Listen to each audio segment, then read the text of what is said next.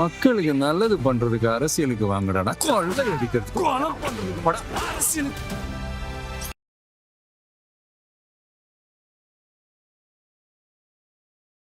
நான் வந்து இந்த கோட்டு போட்டுட்டு வரதை பார்க்குறேன். இது வந்து ஒரு ஒரு பெரிய அளவில் குறியீடு. இப்போ அவங்க கட்சிக்காரங்க என்ன சொன்னாங்கன்னா, கட்சி நிகழ்ச்சிகளுக்கு அவர் அவங்களோட வழக்கமான உடையில் வருவார், காக்கி ஒயிட்டில். ஆனால் இனிமேல் அரசு நிகழ்ச்சிகள் அசம்பிளிலெல்லாம் ஒரு கோட் போட்டுட்டு தான் வருவார். அது ஒரு மக்கள் மத்தியில் அதுக்கு ஒரு வரவேற்பும் கூட இருக்குது. அது வெறும் ஆடைன்னு மட்டும் சொல்லிட முடியாது. அந்த ஆடை என்பது வந்து வெளி தோற்றம். அது வெறும் ஆடைன்னு நம்ம கடந்து போக முடியாது. ஆடையோட எல்லாரோட ஆடையுமே அவங்களுடைய உள் தோற்றத்தின் ஒரு வெளிப்பாடு தான். இன்னைக்கு விஜய்க்கு ஈக்குவலாக ஒரு டஃப் ஃபைட் கொடுக்குற அளவுக்கு உதய் இருப்பார்ன்றது தெரியுது. ஏன்னா இன்னைக்கு உதயநிதியோட ஸ்பீச் ரொம்ப நல்ல ஸ்பீச். உதயநிதியோட இன்றைய உரை என்பது நல்ல உரை, ஒரு நல்ல, அதாவது வந்து பாராட்டப்பட வேண்டிய ஒரு உரை. ஆமாம், தெளிவாக சுருக்கமாக பேச வேண்டிய விஷயங்களை அவர் பேசிட்டார். ரொம்ப கரெக்டாக பேசினார். இன்ஃபேக்ட் நான் அவர் இவ்வளோ தெளிவாக பேசுவார் நான் எதிர்பார்க்கல. கிறிஸ்தவ தேவாலயங்களில் வந்து திமுக ஓட்டு போடுங்கன்னு திமுகவுடைய அழுத்தத்தால் பிஷப்ஸ் கோரிக்கை வைக்கும்போது அங்கே வந்து பிரார்த்தனைக்கு வந்த மக்களிடம் எதிர்ப்பு கிளம்பி இருக்கிறது, எல்லா வயதினரிடமும். ஃபாதர், அதை நீங்கள் சொல்லாதீங்க, அது உங்கள் வேலை இல்லை, அதை நாங்கள் முடிவு பண்ணிக்கிறோம். அப்போ வந்து அது ரொம்ப ஆரோக்கியமான ஒரு விஷயம். மதத்தை அரசியலில் கலக்காதீங்கன்னா, இதே வந்து ஒரு பிள்ளையார் கோயிலில் ஒரு பூசாரி வந்து நம்மக்கிட்ட இந்த கட்சிக்கு ஓட்டு போடனா நம்ம எதிர்ப்போம், கண்டிப்பாக எதிர்ப்போம். அது உங்கள் வேலை இல்லை சாமி, அதை பாருங்கள். அதே மாதிரி கிறிஸ்தவர்கள் மத்தியிலும் எதிர்ப்பு வந்திருக்கு. அப்போ மதத்தை வச்சு இத்தனை நாள் வண்டியை ஓட்டினவங்களால இனிமேல் ஓட்ட முடியாது. அவங்க ஒன்றும் எல்லாரும் உங்களோட அடிமைகள் கிடையாது. இறைவனுக்கு ஊழியம் பண்ணுறது தான் அவங்க வேலையை ஒழிய, வரக்கூடிய பக்தர்களை வந்து இந்த கட்சிக்கு ஓட்டு போடு, அந்த கட்சிக்கு ஓட்டு போடுன்னு சொல்லுவோம் வேலையா? அப்போ எந்த ஒரு கீழ்த்தரமான வேலையை அவங்க செஞ்சுருக்காங்க? ரெட்ரோலுக்ஸ் நெஞ்சங்களுக்கு வணக்கம். நான் கார்த்திக். இன்றைய நேர்காணலில் நம்முடைய இணைந்திருப்பவர் மூத்த பத்திரிகையாளர் திரு மணி அவர்கள். நிகழ்ச்சிக்கு போகிறதுக்கு முன்னாடி ரெட்ரோலுக்ஸை தொடர்ந்து சப்ஸ்கிரைப் பண்ணுறவங்களுக்கு மிக்க நன்றி. பண்ணாதவங்க சப்ஸ்கிரைப் பண்ணிவிட்டு வீடியோக்களை பாருங்கள், லைக் பண்ணுங்கள், ஹைப் பண்ணுங்கள். வணக்கம் சார். விஜய் அவர்களுடைய இந்த அரசியல் வருகைக்கு பின்ன நிறைய கணக்கெல்லாம் வந்து மாறிடுச்சு. இது இப்படி இருந்துச்சு, இதுதான் இந்த ஃபார்மேட்டில் தான் இருக்கும், இவங்க தான் ஓட்டு போடுவாங்க, இந்த ஜாதியில் தான் நிறுத்தணும், இங்கே இவங்கள தான் நிறுத்தணுன்ற பல கணக்குகள் இப்போ வந்து உடஞ்சிருக்கிறதுன்றத நம்ம வந்து பார்க்குறோம். இப்போ இது ஒரு நியூ ஈராவாக ஸ்டார்ட் ஆகுது அப்படின்னும் போது இதுலேருந்து என்ன கற்றுக்க வேண்டியிருக்கு? திமுக இப்போ தாவேக்கா இப்படி ஒரு ஃபார்மேட்டை உருவாக்கியிருக்குன்னா அடுத்த நிலையில் இருக்கிறது திமுக, அதுக்கு அடுத்த நிலையில் இருக்கிறது அதிமுக. அதிமுகவுடைய நிலை கொஞ்சம் ஒரு பிளவு அப்படின்ற ஒரு பக்கம் நோக்கி நகர்ந்துட்டு இருக்கும்போது திமுக இப்போ என்ன மாதிரியான ஃபார்மேட்டை கையில் எடுக்க வேண்டி இருக்கு? ஏன்னா முதல் நாள் விஜய் அவர்கள் பதவியேற்ற அன்னைக்கு வந்து கஜானா காலி ஆகிடுச்சு, என்ன பண்ணி வச்சிருக்காங்கன்னு தெரியல, அதெல்லாம் போய் பார்க்கணும்னு சொன்னோடனே முதலமைச்சர்லேருந்து ஒரு அறிக்கை வருது, அதெல்லாம் இல்லை, மனசு இருந்தால் மக்களுக்கு வந்து கொடுக்கலாம், அந்த எண்ணம் வேணும் அப்படின்ற ஒரு கலோக்கியலான ஒரு இடத்துக்கு வந்து நகர்றாருன்னு போது என்ன மாற்றங்களை கொண்டு வரப்போகுது? இல்லை, இப்போ இது வந்து உங்களுக்கு ஒரு காலகாலமாக இருந்து வந்த அந்த நடைமுறைகள் வந்து பெரிய அளவில் மாறி இருக்கு. ஆடைகளில் மட்டும் இல்லை, அணுகுமுறையிலையும் மாறி இருக்கு. இப்போ பிளேசர்னு சொல்லக்கூடிய கோட்டு போட்டுட்டு தான் வந்து அவர் உட்கார்றாரு, முதலமைச்சர் இருக்கையில் உட்கார்றாரு, அசம்பிளிக்கு வர்றாரு, எல்லாமே. அதுவே வந்து ஒரு குறியீடு. கம்பெனி மாதிரி, சிஇஓ மாதிரி. இப்போ சந்திரபாபு நாயுடு அதை வந்து 30 வருஷத்துக்கு முன்னால் ஆந்திராவில் பண்ணார். எல்லாரும் கழுத்தில் வந்து ஐடி கார்டு போட்டுட்டு தான் வரணும். ஐடி கார்டு இல்லாமல் யாருமே செக்ரட்டரியேட்டுக்குள்ளே வர முடியாது, கவர்மெண்ட் ஆஃபீஸ்க்குள்ள வரணும், including chief secretary, including chief minister. முதலமைச்சரே ஐடி கார்டு போட்டுட்டு தான் வருவார். அந்த மாதிரி நான் வந்து இந்த கோட்டு போட்டுட்டு வரதை பார்க்குறேன். இது வந்து ஒரு ஒரு பெரிய அளவில் குறியீடு. இப்போ அவங்க கட்சிக்காரங்க என்ன சொன்னாங்கன்னா, கட்சி நிகழ்ச்சிகளுக்கு அவர் அவங்களோட வழக்கமான உடையில் வருவார், காக்கி ஒயிட்டில். ஆனால் இனிமேல் அரசு நிகழ்ச்சிகள் அசம்பிளிலெல்லாம் ஒரு கோட் போட்டுட்டு தான் வருவார். அது ஒரு மக்கள் மத்தியில் அதுக்கு ஒரு வரவேற்பும் கூட இருக்குது. அது வெறும் ஆடைன்னு மட்டும் சொல்லிட முடியாது. அந்த ஆடை என்பது வந்து வெளி தோற்றம். அது வெறும் ஆடைன்னு நம்ம கடந்து போக முடியாது. ஆடையோட எல்லாரோட ஆடையுமே அவங்களுடைய உள் தோற்றத்தின் ஒரு வெளிப்பாடு தான். நீங்கள் பார்த்தீங்கன்னா தெரியும், ரொம்ப டைட்டாக ட்ரெஸ் போடுவாங்க, அவங்களுக்கு சில குணாம்சங்கள் இருக்கும். லூஸாக போடுவாங்க ட்ரெஸ், அவங்களுக்கு சில குணாம்சங்கள் இருக்கும். பொதுவாக பார்த்தீங்கன்னா ஆடை என்பது அது வெறும் ஆடை மட்டும் கிடையாது. அது அது வந்து உங்களுடைய ஆளுமையின் வெளிப்பாடு தான் ஆடை. ஓரளவுக்கு, அட்லீஸ்ட் ஓரளவுக்கு. ஓகே. இப்போ நீங்கள் பார்த்தீங்கன்னா கலர்ஸ், அதே மாதிரி நீங்கள் கலர்ஸை விரும்புகிறவங்கள பார்த்தீங்கன்னா கலர்ஸை வச்சே கூட சொல்ல முடியும், நிறங்களை வச்சு கூட வந்து ஓரளவு குணங்களை அவதானிக்க முடியும் ஓரளவுக்கு. அப்படி பார்க்கும்போது அதுலேருந்தே நீங்கள் ஆரம்பிக்கணும். நமக்கு எதுவும் இல்லைல்ல, குறியீடு இல்லைல்ல, நமக்கு கூட குறியீடு இல்லை. பச்சை கலரில் 2 பேரும் போட்டு அது இல்லை, இது சாதாரணமாக. நான் பொதுவாக சொல்கிறேன். நான் இது நம்ம ஒவ்வொரு நாளும் மாத்திரம் ஆடைகள், அது வேற. பொதுவாக வந்து இந்த ஆடைகள் வந்து இதே மாதிரி விரும்புறது அப்படின்றது வந்து அது ஒரு விதமான ஒரு மெசேஜ் தான் அது ஆடை என்பது. மக்களுடைய மனிதனுடைய ஆளுமை, ஹியூமன் சைக்காலஜியோட வெளிப்பாடு தான் ஆடை என்பது. உங்களுக்கு ஓரளவுக்கு அதில் தொடர்பு உண்டு. இப்போ நீங்கள் பார்த்தீங்கன்னா ஸ்டாலின் அவர்கள் வந்து பேண்ட் ஷர்ட்டுக்கு மாறினார், வேட்டி சட்டையிலேருந்து பேண்ட் ஷர்ட்டுக்கு மாறினார். அதுவே வந்து ஒரு அடுத்த ஜென்ரேஷனோட அவங்களுக்கு இருக்கக்கூடிய அந்த ஒரு கனெக்ட் தான். அதுவும் அடுத்த இடத்துக்கு போகிறாங்க அவங்க. ஓகே. ஏன்னா காலம் பூரா ஒரு வேட்டி சட்டையில் இருந்தவர் சிஎம் ஆகி 2 வருஷம் பொறுத்துன்னு நினைக்கிறேன் ஒயிட் பேண்ட் ஷர்ட்டுக்கு மாறுறாரு. பேண்ட் ஷர்ட்டுக்கு மாறும்போதே அது ஒரு இது இருக்குது. விஜய் வந்து அடுத்த லெவலுக்கு போகிறாரு, கோர்ட்டுக்கு போகிறார். இல்லை, நடுவில் உதயநிதி டிஷர்ட்டுக்கு வந்து டிஷர்ட் அவர் வந்தார். அவரும் வந்து இப்போ வேட்டி சட்டை இல்லை. ஆமாம், கலைஞர் ஸ்டாலினாவது வேட்டி சட்டையில் இருந்துட்டு பேண்ட் ஷர்ட்டுக்கு மாறினாரு. உதயநிதி டைரக்டாவே அதுலேருந்து தான் வராரு. அவர் ஷர்ட்ல இருந்தாரு. இப்போ விஜய் டிஷர்ட் அந்த வந்துட்டார். இப்போ விஜய் வந்து கம்ப்ளீட்லி உங்களுக்கு அவர் வந்து கோட்டு தான், பிளேசர்னு வாங்க, அது போட்டுட்டு தான் இருக்கப்போ உட்கார்றாரு. ஓகே. இல்லை, ஒரே ஒன்று சார், இப்போ இந்த சைடில் கோட் ஷூட் போட்டு ஒரு முதலமைச்சர், இந்த சைடு டிஷர்ட் போட்ட ஒரு எதிர்கட்சி தலைவர். இது வந்து வெறுமனே ஒரு ஆடைன்னு மட்டும் எடுத்துடக்கூடாது. அரசியலே ஒரு மாற்றத்துக்கு உள்ளா இருக்கு. ஒரு ஜென்ரேஷன் இப்போ பார்க்குது. அது வெறும் ஆடையில் மட்டும் இல்லை, அரசியலை பற்றி அவங்களுடைய பார்வையே மாறுது. இந்த பழைய கற்பிதங்கள், பழைய விஷயங்கள் எல்லாம் மட்டும் வச்சு நீ ஓட்ட முடியாது. அது தேவை, ஆனால் அதை மட்டுமே வச்சு வண்டியை ஓட்ட முடியாதுன்ற அளவுகள் தான் இது. இப்போ இந்த எலெக்ஷன் முழுக்க சோஷியல் மீடியாவில் பெரிய அளவில் ஃபைட் பண்ணப்பட்டது. இது வரைக்கும் இல்லாத அளவுக்கு சோஷியல் மீடியாவில் இது சண்டை நடந்தது. 21 கூட இந்த அளவுக்கு சோஷியல் மீடியாவில் சண்டை நடக்கல. சோஷியல் மீடியாவோட ரோல் இந்த அளவுக்கு இல்லை. இப்போ அது ரொம்ப அதிகமாக நடந்துருக்கும். இப்போ சோஷியல் மீடியாவோட ரோல் அதிகமாகும்பொழுது அதில் கவனிக்க வேண்டிய விஷயம் என்ன, நீங்கள் நிறைய விஷயங்கள் அதில் நம்ம கவனிக்க வேண்டியது. பழைய மாதிரி கட்சிகள் வந்து ஒரு காலகாலமாக கட்டி தட்டி போன விஷயங்களை மட்டுமே வச்சுட்டு மக்கள்கிட்ட போக முடியாது. புதுசாக கொடுக்க வேண்டியிருக்குது. இப்போது ரீச் பண்ண வேண்டிய எல்லாருக்கும் எல்லாம் தெரியுது. இன்னைக்கு கையில் பூ விற்கிற பெண்மணி ஒரு மொபைல் முன்னால் விஜய் பேசுகிறத கேட்டுக்கிட்டே பூ கோத்துட்டு இருக்காங்க. ஒரு உதயநிதி பேசுகிறத கேட்டுக்கிட்டே இட்லி சுடுற ஆயா நான் பார்க்குறேன் இன்னைக்கு. அது வந்து பார்க்குது. இது வந்து என்ன பேசுகிறாங்க, நம்ம ஓட்டு போட்டவங்க அல்லது ஓட்டு போடாதவங்க என்ன பார்த்தாங்க. ஸோ மக்களோட பங்களிப்பு என்பது அதிகமாக மாறுது. உங்களுக்கு வந்து சோஷியல் மீடியாவோட ரோல், அப்புறம் பொலிட்டிக்கல் கன்சல்டன்ஸோட ரோல், இது எல்லாமே மாறுது. உங்களுக்கு வந்து கணிசமான அளவு ஸ்டாலின் பீரியட்லேயே மாற ஆரம்பிச்சிடுச்சு. இப்போ விஜய் பீரியடில் இன்னமும் அதிகமாக மாறும். இதில் திமுக ஓரளவு எட்டி பிடிச்சி தாக்கு பிடிச்சி ஓட ஆரம்பிக்கிறாங்க. ஆனால் திமுகவால் இன்னமும் அந்த அளவுக்கு ஓட முடியல. அதுவும் கட்சி வந்து இப்போ அவங்க உட்கட்சி சண்டையில் மாட்டிக்கிது, முட்டி மோதி நிற்கிது. யங் ஃபேஸஸும் கட்சிக்கு இல்லை. குடும்ப அரசியல், வாரிசு அரசியல், நம்ம தாண்டிய ஒரு விஷயமா இருக்குது. 1000 விமர்சனங்களை திமுக மேலே வச்சாலும் அட்லீஸ்ட் த்ரூ உதய் அவங்க வந்து அடுத்த ஜென்ரேஷனுக்கு போயிட்டாங்க. இன்னைக்கு விஜய்க்கு ஈக்குவலாக ஒரு டஃப் ஃபைட் கொடுக்குற அளவுக்கு உதய் இருப்பார்ன்றது தெரியுது. ஏன்னா இன்னைக்கு உதயநிதியோட ஸ்பீச் ரொம்ப நல்ல ஸ்பீச். உதயநிதியோட இன்றைய உரை என்பது நல்ல உரை, ஒரு நல்ல, அதாவது வந்து பாராட்டப்பட வேண்டிய ஒரு உரை. ஆமாம், தெளிவாக சுருக்கமாக பேச வேண்டிய விஷயங்களை அவர் பேசிட்டார். ரொம்ப கரெக்டாக பேசுறாரு. இன்ஃபேக்ட் நான் அவர் இவ்வளோ தெளிவாக பேசுவார் நான் எதிர்பார்க்கல. ப்ளஸ் அவர் வந்து சொல்லிட்டாரு, நாங்கள் 3 பேரும் ஒரே காலேஜ். அங்க உட்காந்துருக்கிறவரும் நானும், ஆப்போசிட்ல உட்காந்துருக்கிறவரும் ஒரே காலேஜ். ஆனா நாங்க சீனியர், ஆனா ஆட்சி அமைக்கிறதுல நாங்க தான் சீனியர். அவர் நல்லா பேசினார். உதயநிதியோட ஸ்பீச் நல்லா இருந்தது. அப்ப இது வந்து இப்போ வரும் ஆண்டுகளில் வந்து அந்த போட்டி கடுமையாவே இருக்கும். விஜய் வந்து தன்னை வளர்த்துக்கணும், தகவமைச்சுக்கணும். பாலிடிக்ஸ் வந்து ஆங்கிலத்தில் சொன்னா business is not going to be as usual in the past. கடந்த காலங்களில் இருந்தது போல அரசியல் இருக்காது. நிச்சயமா நிறைய மாற்றங்கள். இல்லை, நீங்கள் இப்போ சோஷியல் மீடியாவை பற்றி சொல்லும்போது இது 2021 இது ஒரு பெரிய இதுவாக தாக்கத்தை ஏற்படுத்துதுன்னா, ஸ்டாலின் தான் வராரு, விடியல் தர போறாரு அப்படின்ற ஒரு பாட்டா இருக்கு.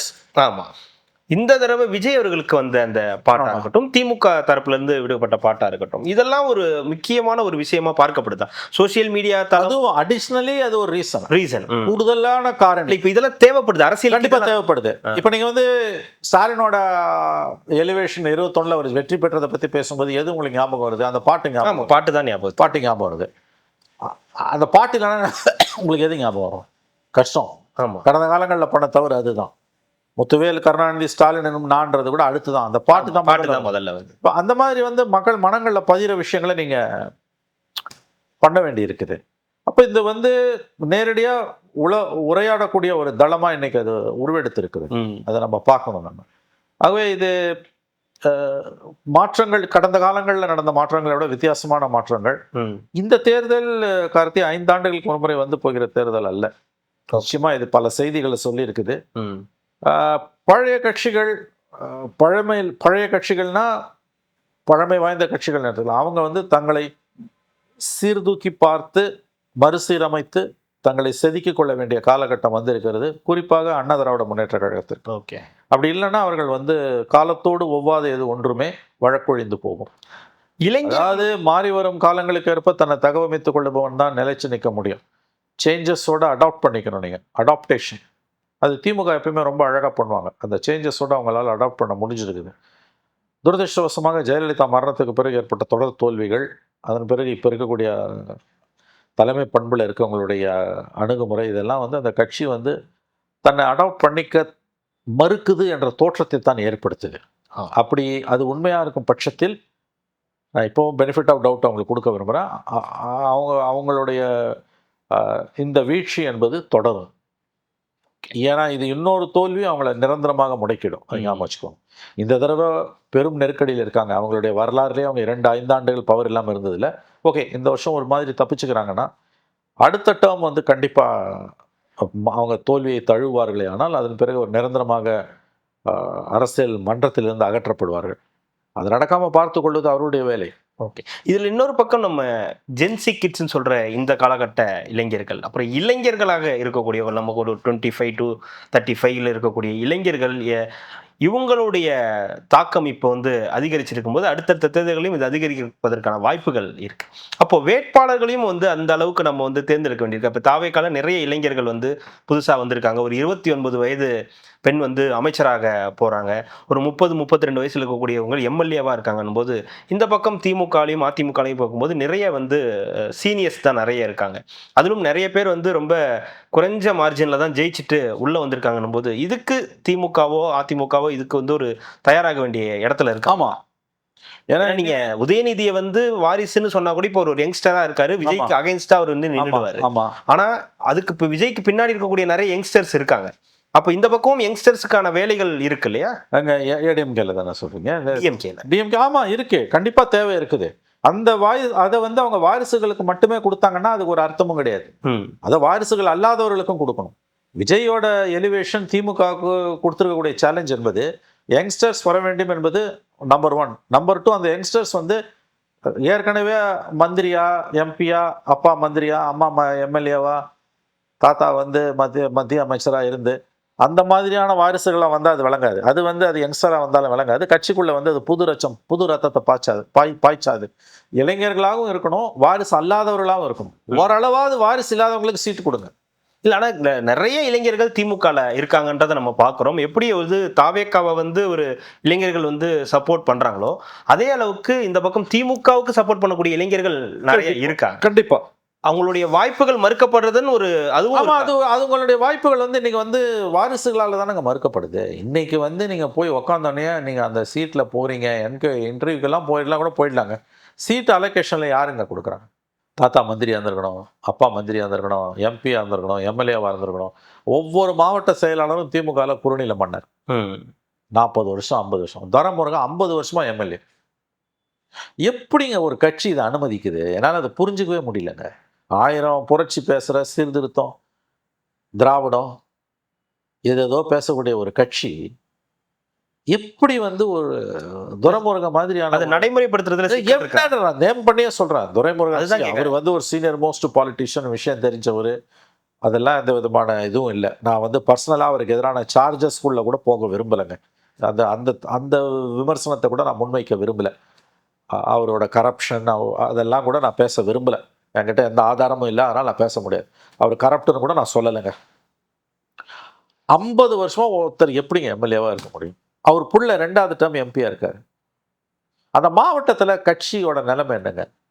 போன தடவை வந்து போராடி அவர் ஜெயிக்கும் போது ஒவ்வொரு ரவுண்ட்லேயும் அவர் கீழே போயிட்டு அடுத்த ரவுண்டில் மேலே வருவார். ஒவ்வொரு ரவுண்ட்லேயும் அவர் கீழே போகும்போது அந்த கவுண்டிங் சென்டர்ஸில் பட்டாசு வெடித்து ஸ்வீட்டு கொடுத்து கட்சிக்காரன் கொண்டாடினான். இந்த தடவை நீங்கள் அவரை தேர்தலில் நிற்க வைக்கிறீங்க, டிக்கெட் கொடுக்குறீங்க, தோப்பாருன்னு நல்லா தெரிஞ்சே கொடுத்தீங்க, அதே மாதிரி தோக்குறாரு. ஏன் 50 வருஷம் இருந்து 88 வயசு அவர் வாழட்டும், 120 வருஷம் வாழட்டும், நான் மனமாற வாழ்த்துவோம், அதுக்காக நான் சொல்லலை.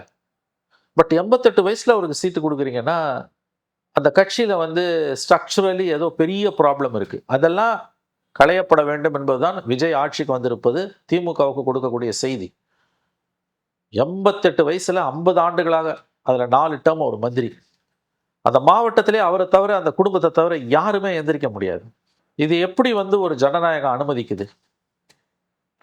சட்ட ரீதியா இதுக்கு தடை இல்லை என்பதெல்லாம் உங்களை நீங்களே ஏமாற்றிக் கொள்ளக்கூடியது. இல்ல அதாவது நடைமுறைப்படுத்துறதுலே சிக்கல் இருக்கான்னு கேட்கறேன். அதைத்தான் நாங்க சொல்றேன். இது எப்படி வந்து கட்சியால இதை வந்து கட்சி பொறுப்பு கொடுங்க. நான் சொல்றேன், அதை நம்ம கேட்க முடியாது.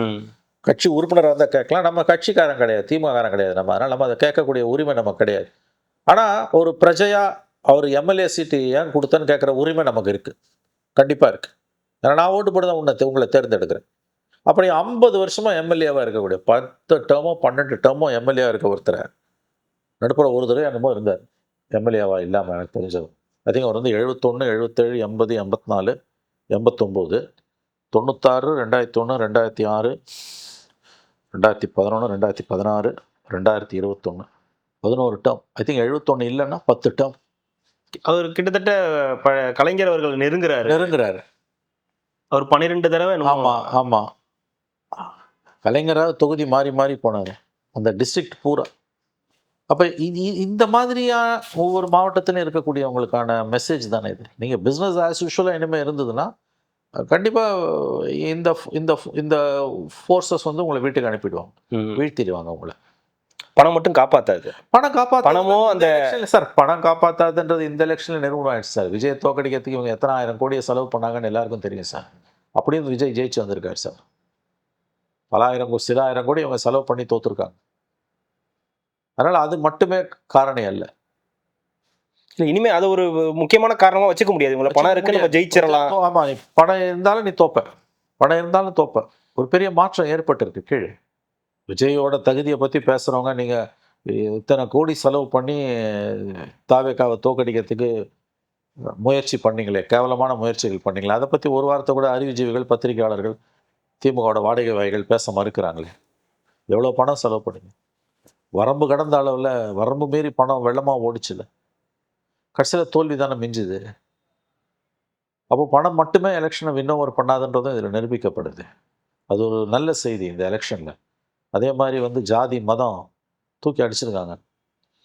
கிறிஸ்தவ தேவாலயங்களில் வந்து திமுக ஓட்டு போடுங்கன்னு திமுகவுடைய அழுத்தத்தால் பிஷப்ஸ் கோரிக்கை வைக்கும்போது அங்கே வந்து பிரார்த்தனைக்கு வந்த மக்களிடம் எதிர்ப்பு கிளம்பி இருக்கிறது.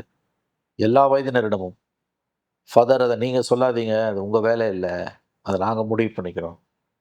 அப்போ வந்து அது ரொம்ப ஆரோக்கியமான ஒரு விஷயம். மதத்தை அரசியலில் கலக்காதீங்கன்னா, இதே வந்து ஒரு பிள்ளையார் கோயிலில் ஒரு பூசாரி வந்து நம்மக்கிட்ட இந்த கட்சிக்கு ஓட்டு போடனா நம்ம எதிர்ப்போம், கண்டிப்பாக எதிர்ப்போம். அது உங்கள் வேலை இல்லை சாமி, அதை பாருங்கள். அதே மாதிரி கிறிஸ்தவர்கள் மத்தியிலும் எதிர்ப்பு வந்திருக்கு. அப்போ மதத்தை வச்சு இத்தனை நாள் வண்டியை ஓட்டினவங்களால இனிமேல் ஓட்ட முடியாது. சிக்கல் வரும். நாளைக்கு மறுபடியும் பண்ணுறாங்கன்னா மறுபடியும் எதிர்ப்பு வரும். சிறுபான்மையினர்ன்ற ஒரே காரணத்துக்காக அவங்க வந்து சட்டத்துக்கு எதிராகவும் தர்மத்துக்கு எதிராகவும் செயல்படுறதை நம்ம அனுமதிக்க முடியாது. பிஷப்போட வேலை, ஃபாதரோட வேலை இந்த கட்சிக்கு ஓட்டு போடுன்னு சொல்கிறேன்னா, அவங்க ஒன்றும் எல்லாரும் உங்களோட அடிமைகள் கிடையாது. இறைவனுக்கு ஊழியம் பண்ணுறது தான் அவங்க வேலையை ஒழிய, வரக்கூடிய பக்தர்களை வந்து இந்த கட்சிக்கு ஓட்டு போடு, அந்த கட்சிக்கு ஓட்டு போடுன்னு சொல்லுவோம் வேலையா? அப்போ எந்த ஒரு கீழ்த்தரமான வேலையை அவங்க செஞ்சுருக்காங்க? எந்த கட்சிக்கு ஓட்டு போடுன்னு சொன்னாலுமே தப்பு. சர்ச்சில் அது வேலை கிடையாது, மாஸ்கில் வேலை கிடையாது, கோயிலில் வேலை கிடையாது. இன்ஃபேக்ட் கோயிலில் அதை சொல்கிறதே கிடையாது. மாஸ்க்லேயும் சர்ச்சஸ்லையும் அதை சொல்கிறாங்க, அந்த வேலை இருக்குது, இந்த வேலை கிடையாது. அது இனிமேல் அதெல்லாம் வந்து அதுக்கெல்லாம் பலன் இல்லை. ஓகே, சொன்னாலும் கேட்க மாட்டோம். அதை ஃபஸ்ட்டு டைம். கடந்த காலங்களில் சர்ச்சஸில் அப்படி சொல்லும்போது சைலண்ட்டாக கேட்டு போயிடுவாங்க. இந்த முறை ரெசிஸ்ட் பண்ணியிருக்காங்க, இந்த முறை எதிர்த்துருக்காங்க. அதை நீங்கள் சொல்லாதீங்க, உங்கள் வேலை இல்லை அதுன்னு. அது ஆரோக்கியமான போக்கு. நீ விஜயை வந்து கிறிஸ்தவனாக பார்க்குறேன்னா அது எவ்வளோ பெரிய அயோக்கியத்தனம். எல்லாரும் ஓட்டு போட்டிருக்காங்க அவருக்கு, அல்லது எல்லாரும் அவருக்கு ஓட்டு போடாமல் வேறு கட்சிகளுக்கும் ஓட்டு போட்டிருக்காங்க. இதில் மதமும் ஜாதியும் எங்கேருந்து வருது? இதில் ஜாதியை விட மதத்தை வச்சு ரொம்ப கன்சால்டேட் பண்ண ட்ரை பண்ணியிருக்காங்க. விஜய் கிறிஸ்தவன்ற காரணத்துக்காக சர்ச்சஸில் வந்து ரொம்ப பெரிய அளவில் பிரச்சாரம் நடந்திருக்கு. சில மாவட்டங்கள், அது வந்து கன்னியாகுமரி மாவட்டங்களில் ஒர்க் அவுட் ஆயிருக்கு. பட் அது ரொம்ப ஆபத்தான போக்கு இல்லை. விஜயை நான் ஏற்றுக்கிறதுக்கும் ஏற்றுக்காமல் போகிறதுக்கும் ஒரு ஜோசப்ன்ற அவருடைய பேருக்கு முன்னால் இருக்கக்கூடிய வார்த்தை அது கிடையாது அளவுகோல். ஆனால் அதை தான் நீங்கள் அளவுகோலை வச்சிங்க. அவர் வந்தாருன்னா சிறுபான்மையினருக்கு பெரிய ஆபத்து, நாங்கள் மட்டும்தான் சிறுபான்மையினருக்கு காவலர்கள்னு ஒரு கதையை கலப்புனீங்க. ஜெயிக்க முடியலையே. அதனால இந்த தேர்தல் வந்து பல மாற்றங்களை ஏற்படுத்தி இருக்கிறது. இவை நிரந்தரமான மாற்றங்களா, வரும் ஆண்டுகள் அது மாறுமா, பழையபடி பழைய குருடி ஏதோ சொல்லுவாங்க கதவு திறடின்னு, அந்த மாதிரியான வந்து பேக் டு ஸ்கொயர் ஒன்னான்றதெல்லாம் நமக்கு தெரியாது. ஓகே, இல்லை இந்த தோல்வி அவங்களுக்கு ஒரு விழிப்புணர்வா எடுத்துப்பாங்களா? இந்த என்ன ஓரளவு ஆராயறதுக்கு இல்ல ஆராய்வாங்க. திமுகவில் செய்வாங்கன்னு எனக்கு தோணுது. அண்ணா திமுகவில் செய்வாங்களா எனக்கு தெரியல. அண்ணா திமுக இப்ப எத்தனை பிரிவுன்ற அதை பொறுத்து என்னன்னு தெரியல. ஏன்னா நாளைக்கு நம்பிக்கை வாக்கெடுப்புல விஜய்க்கு ஏத்து ஓட்டு போடுங்க எடப்பாடி கொறடா உத்தரவே போட்டாரு. பட் அவங்க தரப்பு வந்து அவங்க கொறடா யாரு கொறடா இன்னும் யாருமே ஏத்துக்கல. அதான் அவங்க கொறடா என்ன போடுவாங்க, ஆதரிச்சு போடுவாங்க. 2 கொறடா 2 உத்தரவு போடுவாங்க. அதனால ஸ்பீக்கர் 2 பேரையும் அலோவ் பண்ணுவாரு. அதனால இது வந்து பட் விஜயோட வருகை என்பது அரசியலை புரட்டி போட்டிருக்கிறது. இனிமேல் அரசியல் வந்து பழைய மாதிரி இருக்காது. ஓகே, மாற்றங்கள் நிரம்ப வந்திருக்கின்றன. நிரம்ப மாற்றங்கள் வந்திருக்கின்றன. ஓகே, பிசினஸ் ஆஸ் யூஷுவலா இனிமே இருக்காது. 2 யங்ஸ்டர்ஸ் சிஎம் ஆப்போசிட் லீடர் அதுவே ஒரு பெரிய மாற்றம் தான். கண்டிப்பா ஒரு இளம் முகங்கள் தெரியுது. அதுலயும் குறிப்பா இன்னைக்கு வந்து நிறைய இளைஞர்கள், இந்த காலேஜ் படிக்கக்கூடிய நிறைய பேர் வந்து பாக்குறாங்க, சட்டசபையை ஃபுல் லைவ் பாக்குறாங்க, என்ன நடக்குதுன்றத பார்க்க வேண்டிய ஒரு இது கூட்டுங்க. மக்களுக்கு அரசியல் ஆர்வம் வந்திருக்குது. இன்னைக்கு ஃபுல்லா டெலிகாஸ்ட் பண்ணாங்க. வரும் நாட்கள்லயும் அதை பண்ணணும். கடந்த காலங்களில் ஸ்டாலின் ஆட்சியில எடப்பாடி பேசும்போது லைவ் கட் ஆயிடும். இல்லைன்னா வெறும் ஆளுங்கட்சியை மட்டுமே காமிப்பாங்க. அந்த மாதிரி இல்லாம 2 தரப்பையும் காட்டணும். அப்படி வரணும். ஸோ அந்த மாதிரி இருந்ததுன்னா அது நல்லது. அது வந்து அதிக அளவில் இளைஞர்கள், இளம் வயதினர், பள்ளி மாணவர்கள் கூட அரசியல் ஆர்வம் காட்டுவது என்பது வரவேற்கத்தக்கது. அது எத்தகைய அரசியல் என்பது தான் நாம் கவனிக்க வேண்டியதே ஒழிய, அரசியலில் இவர்கள் இத்தனை பேருடைய ஆர்வம் கூடுவது, அவர்கள் கவனம் திரும்புவது என்பது மகிழ்ச்சி அளிக்கக்கூடிய ஒரு விஷயம்தான். கண்டிப்பாக சார். அடுத்தடுத்த நிகழ்வுகளில் தொடர்ந்து பேசலாம். மிக்க மகிழ்ச்சி. நன்றி. மக்களுக்கு நல்லது பண்றதுக்கு அரசியலுக்கு வாங்கடா. கொள்ளை அடிக்கிறது, கொலை பண்றதுக்கு அரசியலுக்கு